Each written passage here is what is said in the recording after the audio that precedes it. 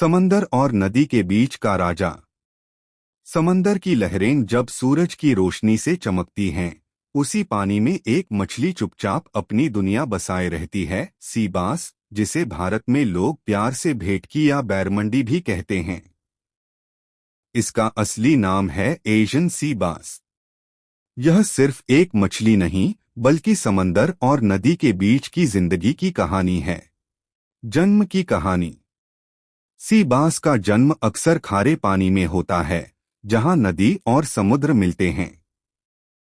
अंडे से निकलते ही छोटे छोटे बच्चे पानी की धाराओं के साथ बहते रहते हैं।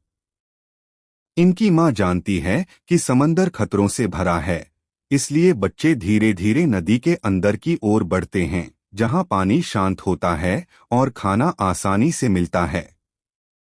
नदी के इस हिस्से में सी बास के बच्चे तेजी से बढ़ते हैं। छोटी मछलियां, कीड़े और झींगे उनका भोजन बनते हैं। जवान होने का सफर। जैसे जैसे सी बास बड़ी होती है, उसका शरीर मजबूत और चमकदार हो जाता है। उसका मुंह बड़ा और दांत तेज हो जाते हैं। अब वह सिर्फ शिकार नहीं करती, बल्कि पूरे इलाके की शान बन जाती है। लेकिन सी बास की खास बात यह है कि वह सिर्फ नदी या सिर्फ समंदर की मछली नहीं है। जब वह पूरी तरह जवान हो जाती है, तो वह वापस समंदर की ओर लौटती है। यह सफर आसान नहीं होता। तेज लहरें, बड़े शिकारी और इंसानों के जाल। इंसान और सी बास। समुद्र किनारे रहने वाले मछुआरे सी बास को बहुत सम्मान देते हैं। उनके लिए यह सिर्फ मछली नहीं, बल्कि रोजी रोटी है। सुबह सुबह नाव लेकर निकलना, जाल डालना और उम्मीद करना कि आज सी बास फंसेगी।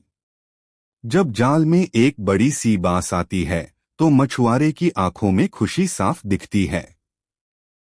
उसे पता होता है कि यह मछली बाजार में अच्छी कीमत दिलाएगी और घर में खुशहाली लाएगी। रसोई तक का सफर।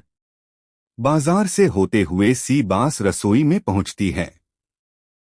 कहीं इसे सरसों के तेल में भेटकी माछ झोल बनाया जाता है, कहीं नारियल के साथ साउथ इंडियन करी, तो कहीं इसे ग्रिल करके 5 स्टार होटल में परोसा जाता है।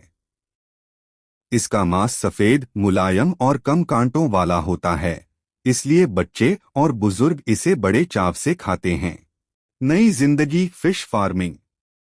आज की दुनिया में सी बास सिर्फ जंगली मछली नहीं रही। अब लोग इसकी खेती भी करने लगे हैं, तालाबों और खारे पानी में। किसान इसे पालकर अच्छा मुनाफा कमा रहे हैं। लेकिन समझदार किसान जानते हैं कि अगर प्रकृति का ध्यान नहीं रखा, तो यह राजा हमेशा के लिए खो सकता है। सीख। सी बास हमें सिखाती है कि जिंदगी सीमाओं में बंधी नहीं होती। वह नदी और समंदर दोनों में जी सकती है, बदलाव को अपनाती है और हर हाल में आगे बढ़ती है।